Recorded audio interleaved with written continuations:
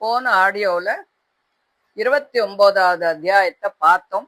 இந்த ஆடியோல 30வது அத்தியாயத்துல கோபிகைகள் கிருஷ்ணனை தேடுறத பத்தி பார்க்க போறோம். கிருஷ்ணன் திடீர்னு அந்த விரஜ பெண்களினுடைய பார்வையிலேருந்து மறைஞ்சு போயிட்டார். கோபிகைகள் கிருஷ்ணனை காணுமே அப்படின்னு ஒன்ன அவளுடைய வாழ்க்கையே அப்படியே சுருங்கி போயிடுத்து. அவன் எங்க போனான் அப்படிங்கிற கேள்வியே அவளுக்கு உயிர் மூச்சா இருந்தது. யானைகள் தங்களுடைய கூட்ட தலைவனை இழந்தாக்க எப்படி திசை தெரியாம கலங்கி போகுமோ அதே மாதிரி அவள்லாம் கிருஷ்ணனை காணாம மனசு அப்படியே கலங்கி போயிட்டா. கோபிகைகள் கிருஷ்ணனுடைய நடை, அவனோட சிரிப்பு, அவனோட பார்வை மற்றும் அவனுடைய லீலை, இந்த நினைவுகள்ல முழுமையா அதிலேயே மூழ்கி போயிட்டா. அவருடைய அழகான செயல்கள் அவளுடைய மனசு முழுவதையும் ஈர்த்துட்டதால ஒவ்வொரு நினைவும் அவளுக்கு கிருஷ்ண நினைவாவே இருந்தது. அவர்கள் முழுமையாக கிருஷ்ணனையே தங்களுடைய உயிராக நினைச்சு வாழ ஆரம்பிச்சா. மனம் ஒரு அமைதி இல்லாத கடல் போல அப்படியே அலைஞ்சுண்டு இருந்தது. ஆனா அந்த அலைகளுக்குள்ள இருந்த ஒரே மையம் அந்த கிருஷ்ணன்தான். அவர்கள் விரஜத்தின் ஒவ்வொரு பாதையையும் திரும்பி திரும்பி திரும்பி பார்த்தா.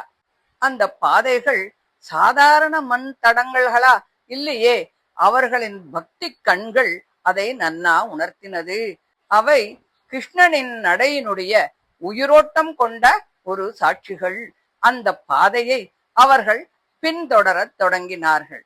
ஒவ்வொரு காலடி சுவடும் அவர்களுக்கு ஒரு கதையை சொன்னது போல இருந்தது. ஒரு இடத்துல அந்த சுவடுகள் ஆழமாக பதிஞ்சு இருந்தது. அங்கு அவர் யாரையோ தனது கரங்களில் தூக்கி சென்றிருக்கலாம் அப்படின்னு அவள்லாம் யோசிச்சார். மற்றொரு இடத்துல புல்லினுடைய முனைகள் பாதையை மூடி இருந்தது. அங்கு கிருஷ்ணன் ஒருவரை மிகுந்த நெருக்கத்தில் அழைத்து சென்றதாக அவள்லாம் கற்பனை பண்ணி பார்த்துக்கிறார்.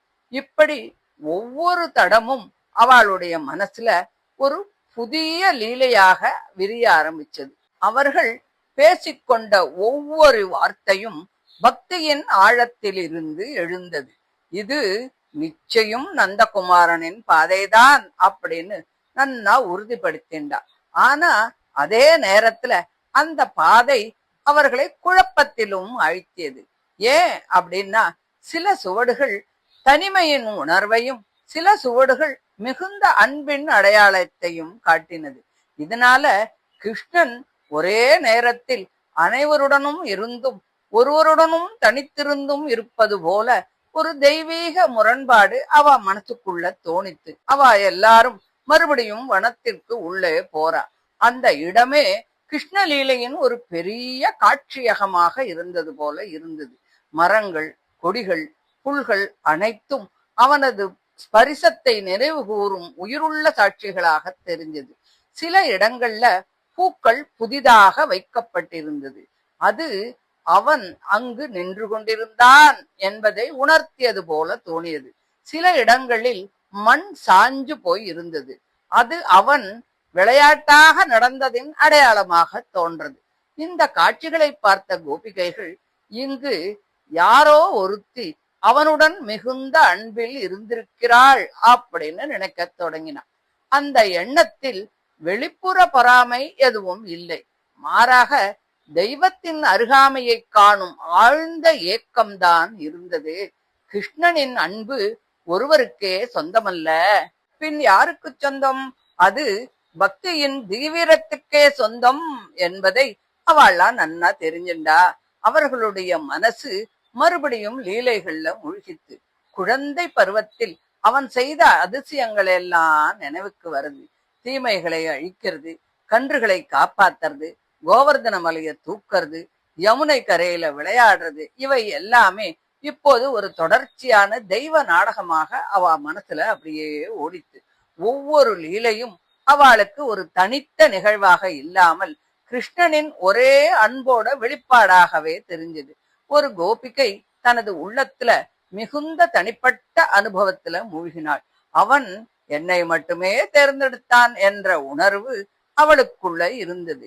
இதனால் மற்றவர்களிடம் இருந்து அவள் விலகியது போல தோன்றினா கூட அது அகங்காரம் இல்ல, அது பக்தியின் தீவிரத்தில் உருவாகும் ஒரு தனிப்பட்ட தெய்வ அனுபவம்தான். ஒவ்வொருவரும் கிருஷ்ணனை தங்களுடையதாகவே உணர்ந்தாலும் கூட உண்மையில் கிருஷ்ணன் ஒரே நேரத்தில் அனைவருக்கும் உரியவன் என்பதே அந்த அனுபவத்தினுடைய ஆழ்ந்த உண்மை. பின்னர் அவர்கள் மறுபடியும் வனத்திற்கு உள்ளே போனார்கள். சந்திரனின் ஒளியில அந்த வனம் வெள்ளை நிறத்துல அப்படியே பிரகாசமாக இருந்தது. இருந்தாலும் கிருஷ்ணன் மறைந்து விட்டார் என்ற ஒரு உணர்வு திடீர்னு இருட்ட போல மனச மூடித்து. அந்த இருள் வெளியில் இருந்ததா? இல்ல, உள்ளத்துக்குள்ள இருந்தது. ஆனா அதே இருளே அவர்களை மறுபடியும் அவனின் நினைவிலே ஆழ்த்திடுத்து. அந்த நிலையில கோபிகைகள் முழுமையாக தங்களுடைய அடையாளத்தையே இழந்துட்டா. நான் என்ற உணர்வு குறைஞ்சு அவன் என்ற உணர்வு மேலே மேலே வரத் தொடங்கியது. அவர்கள் கிருஷ்ணனின் குணங்களை பாடத் தொடங்கினார். அந்த பாட்டு வெறும் இசையா? அது நினைவினுடைய ஓட்டம், பிரிவின் அழுகை மற்றும் பக்தியின் உச்ச வெளிப்பாடு. தங்கள் சொந்த துயரத்தையும் மறந்து அவனுடைய குணங்களிலேயே தங்களை கரைத்து விட்டனர். இறுதியாக அவர்கள் யமுனை கரைக்கு வந்து சேர்றா. அங்கே அவர்கள் அனைவரும் ஒன்னா கூடி நிற்கிறா.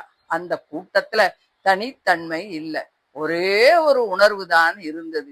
என்ன உணர்வு? கிருஷ்ணன் வேண்டும், அவன் வருவானா என்ற ஒரு எதிர்பார்ப்பு அவர்களின் வாழ்க்கையினுடைய உயிர் மூச்சாகவே மாறிப்போச்சு. அந்த எதிர்பார்ப்பில் துயரம் இருந்தது. ஆனால் அதையும் விட அதிகமாக ஆனந்தமும் இருந்தது. ஏன் அப்படி? அவனை நினைப்பதே அவர்களின் வாழ்க்கையாக மாறிவிட்டதே. இப்படி இந்த முழு நிகழ்வு ஒரு ஆன்மீக உண்மையை வெளிப்படுத்துகிறது. கிருஷ்ணன் வெளியிலே தேடப்படும் பொருள் அல்ல, அவன் நினைவில் கரையும் பரம உண்மை.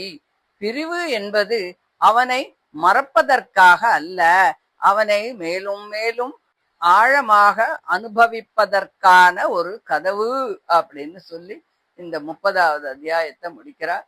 இதை தொடர்ந்து 31வது அத்தியாயத்தை அடுத்த ஆடியோல பார்க்கலாம். தேங்க்யூ.